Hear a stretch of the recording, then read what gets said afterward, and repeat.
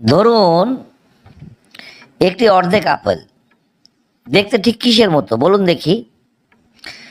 নাশপাতির মতো, পুরো আপেলের মতো, কমলার মতো, না বাকি অর্ধেকের মতো? কোন অপশানটা সঠিক হবে বলুন দেখি? দারুণ একটা মজার প্রশ্ন তো। একটা অর্ধেক আপেল দেখতে ঠিক কিসের মতো?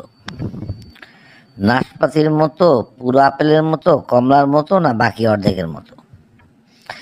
কেন স্যার এটা হবে বাকি অর্ধেকের মতো? কিভাবে আপনি বুঝতে পারলেন যে এটা বাকি অর্ধেকের মতো হবে? স্যার, একটা আপেল যখন আপনি কাটবেন, কাটার পরে বাকি অর্ধেকটা তো থাকবেই, সেইটা অন্য রকম হবে কেন স্যার? ওই বাকি অর্ধেকের মতোই হবে।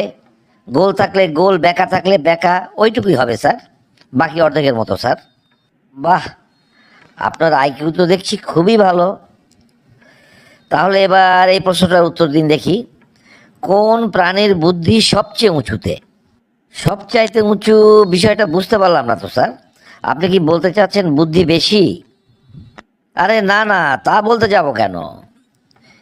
আগে পুরা প্রশ্ন অপশানগুলো শুনুন, তারপরে উত্তর দিন। উঁচু বলতে আমি বলছি অনেক উঁচুতে। তো যাই হোক, প্রশ্নটা বলছি, ভালো করে মনোযোগ দিয়ে শুনুন আর অপশানগুলো শুনুন, তারপরে উত্তর দিন।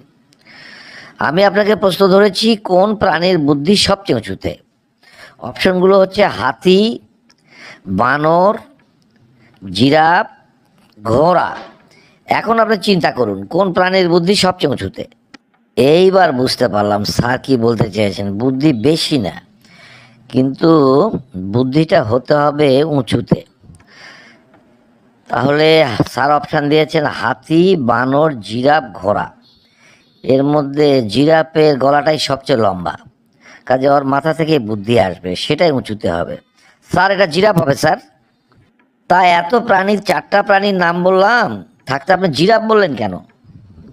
জিরাফের গলাই তো সবচেয়ে লম্বা স্যার, এবং সে যখন খাওয়া দাওয়া করে অনেক উঁচু ডালের পাতা খায় স্যার, এই জন্যে বলেছি। বুঝতে পারলাম, আপনি ঠিকই ধরতে পেরেছেন এবং আপনার উত্তরটা সঠিকও হয়েছে।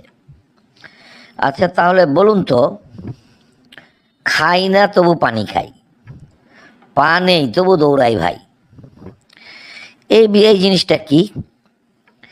আমি অপশানগুলো আপনাকে বলছি, মনোযোগ দিয়ে শুনুন।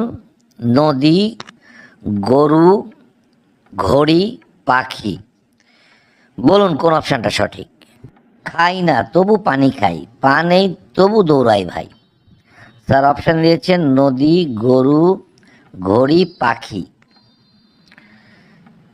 চারটা অপশানের মধ্যে এটা পাখি হবে স্যার।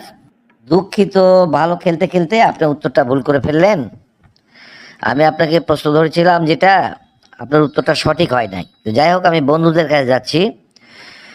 বন্ধুরা আসুন তো, কমেন্ট বক্সে যারা যারা পারবেন উত্তরখানা এখনই জানিয়ে দিন। আর আমার এই পোস্টখানা লাইক, কমেন্ট, শেয়ার করে সবাইকে দেখার সুযোগ করে দিন।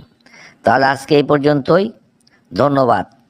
সবাই ভালো থাকুন, সুস্থ থাকুন। আল্লাহ হাফেজ।